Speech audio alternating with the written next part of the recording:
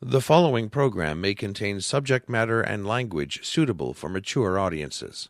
Viewer discretion is advised.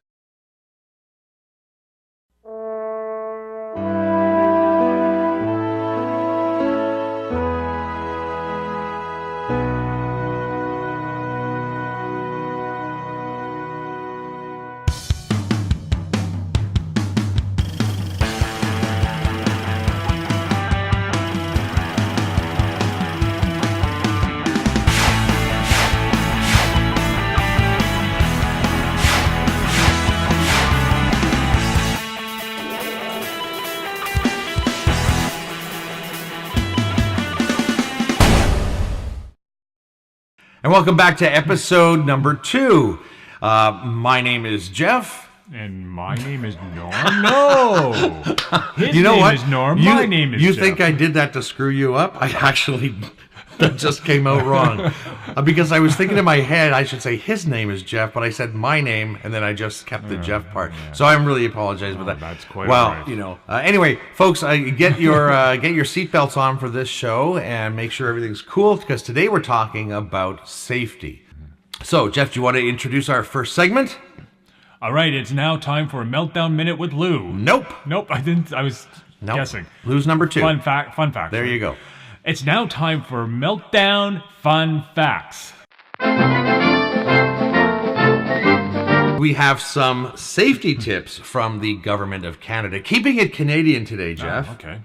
Let's first talk about summer safety. Do you remember summer? Summer? Yeah. Yes, it was here like yesterday. Yeah, and then it's gone again. So summer safety. Summer is a time for family road trips, outdoor fun in the sun, and hopefully lots of great weather. Here are some simple reminders to prepare for safe summer days. Number 1, stay cool in the heat. Very important, right? Because a lot of people can get heat stroke. It's very easy to get heat stroke, by the way. Yeah. You know, even if you, you got to be so careful. Number 2, wear the right helmet. So this is not just for walking around. This is for cyclists. You know, always make sure you're wearing a helmet, no matter what, in case anything falls on you. You go to bed at night. Hey, if you're ever in Mexico, though, Yeah. right, you should wear a helmet, because if you're walking down the street, any ordinary street, and you'll see all these busted coconuts on the sidewalk. Wow. And they actually do fall. My father-in-law actually once saw someone get conked in the noggin with a coconut. So wear the right helmet. If you're riding a bike in this town, if you're riding a bike anywhere, really you should be wearing a helmet. We know now enough about concussions and about head injuries that helmets are so important. Oh, and stop at stop signs, please. There's some bicyclists that do it, but I've That's a whole other episode, Jeff. know. We're not. I know you want to go there, but we have to stick to safety, Just that okay? it's- Not some of what pisses you off. You had your chance back in season 2. Yeah, that's interesting though. Coconuts falling in Mexico. Yes. Here's another thing. Another safety tip for summer: when thunder roars, go indoors. And it's very important, because lightning is hitting more people nowadays than ever before. Golf courses, airport ramps, you have to go indoors. Yeah, and soccer fields, don't forget that. Stay safe while camping. Okay, just make sure that when you pitch a tent, and Jeff, stop thinking that. I know what you're thinking. You're a very dirty audience today. But when you actually pitch a real tent, make sure that you're not surrounded by widowmakers or, old trees that could snap if there was a windstorm and kill you. And actually, that did happen to someone this past summer. I believe it was in Gatineau.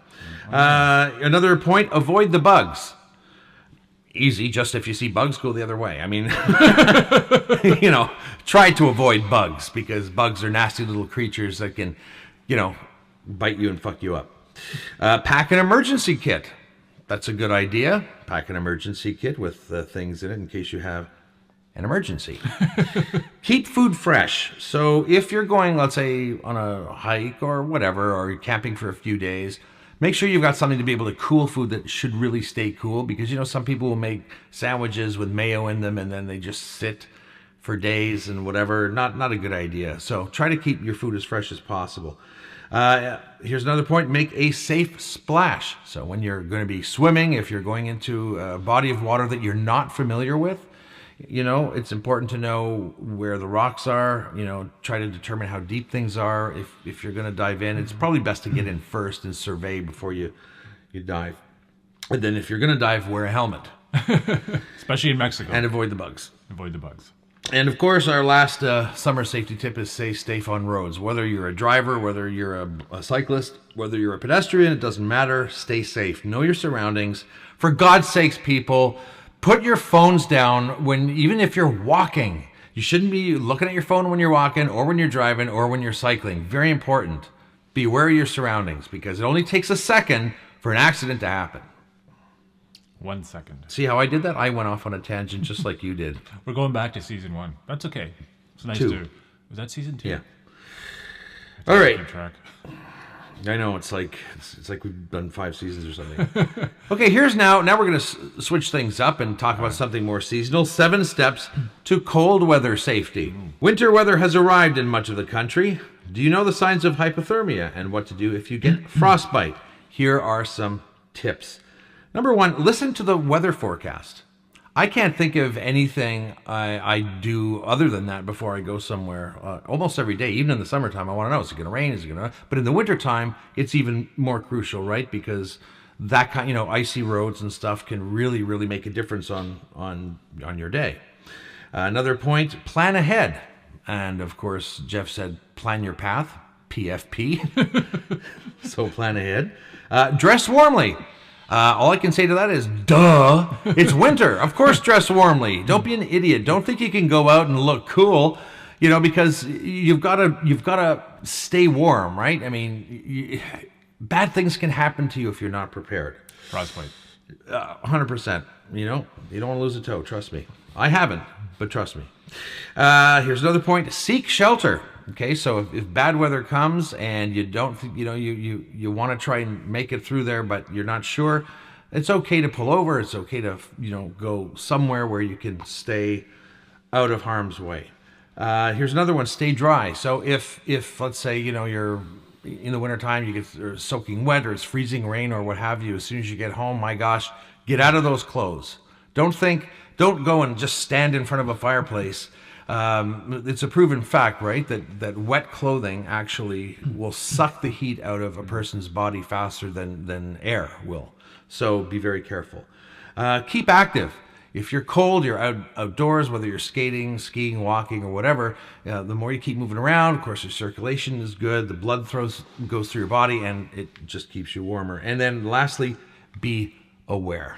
Always be aware. And that goes back to my point about that whole delivery situation. Be aware. Be aware of everything. What's around you, what's going on, what's in the weather, what time is it, All right, and here's the last. This is going to be really helpful for all of you.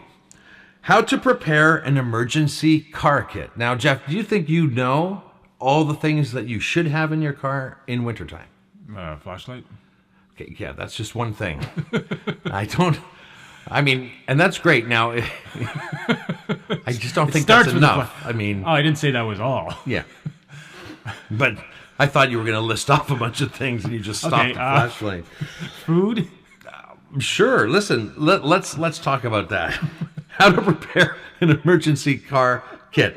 Always have winter safety and emergency equipment in your car. A basic car kit should contain the following. Ready? Okay. Food that won't spoil, such as energy bars. Okay. Water, plastic bottles that won't break if the water freezes, and replace those every 6 months. A blanket, very important. A first aid kit with a seatbelt cutter. A small shovel, a scraper, and a snow brush. A candle in a deep can and matches. A wind-up flashlight. Ooh. A whistle in case you need to attract attention. Road maps. And then you should also have a copy of your emergency plan. And probably on your plan, you should also list things like your closest relatives, who's your ICE, right, in case of emergency person, and so forth. And if you know your blood type, you could put that on there as well. How many times you urinate a day, whatever. I'm not making fun of it.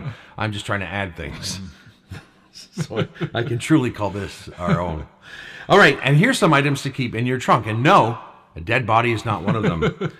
Sand, salt, or non-clumping cat litter, antifreeze and windshield washer fluid, a tow rope, jumper cables, very important, a fire extinguisher, and a warning light or road flares. All right, Jeff, that's it for our road safety tips and all of our safety tips for today. I hope you found those useful. Yes, I did. And I'm not talking to you. And I hope that you took notes. And if you didn't, just hit, go back to the beginning of the episode and start over. Jeff, it's time for you now to introduce our next segment, which is A Meltdown Minute with Lou.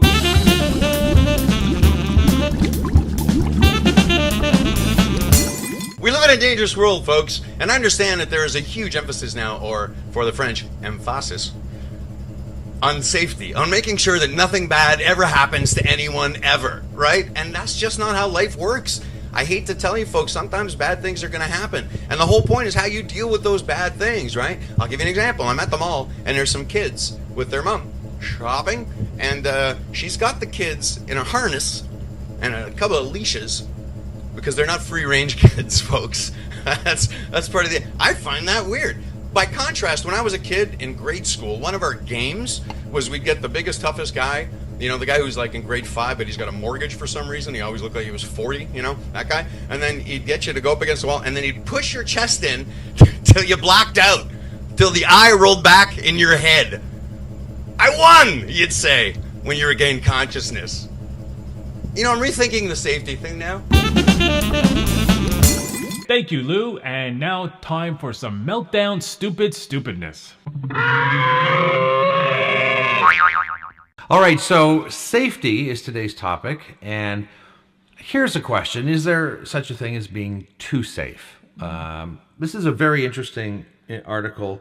This is from Inc.com, and the article is called, Is There Such a Thing as Being Too Safe? So have a look at this.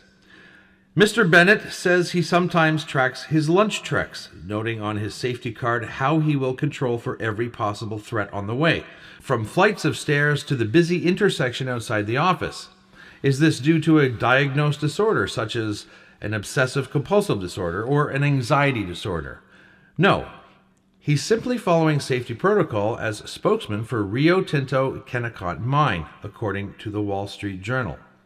I visited Kennecott Mine, and it is a fascinating and dangerous place with an intense need for safety protocols. But when people who work across town in an office building have to document daily safety hazards such as eating bread, it becomes ridiculous.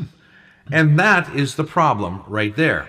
Safety is extremely important, but when we do not differentiate between real safety hazards, like being run over by a mining machine or handling dangerous chemicals, and normal life, eating bread, crossing a street, what happens is we stop taking the real safety hazards as seriously.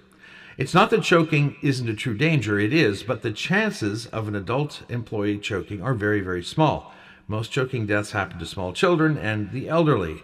It's doubtful that safety-conscious companies employ many 3-year-olds or many 86-year-olds, although they may employ some of the latter. So what's wrong with having your employees write down that they took small bites and avoided bread as a way to show how safety-conscious they are?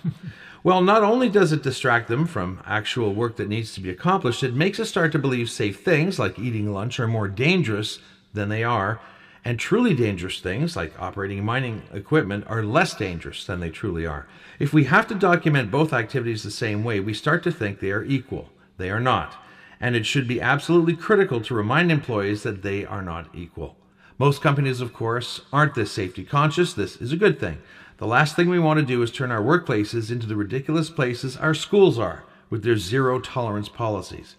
Instead, we want to focus on what is really important. Keep in mind that the office environment is a very safe one. No need to induce panic or document that you go down the stairs slowly and hold on to the railing. I mean, so in that sense, and this is clearly written, for a business point of view, but in there are some examples of how ridiculous it can get, right? If you're too focused on things and you're making things bigger than they are, right? Yeah. So there you go. Safety. Yeah. What do you think?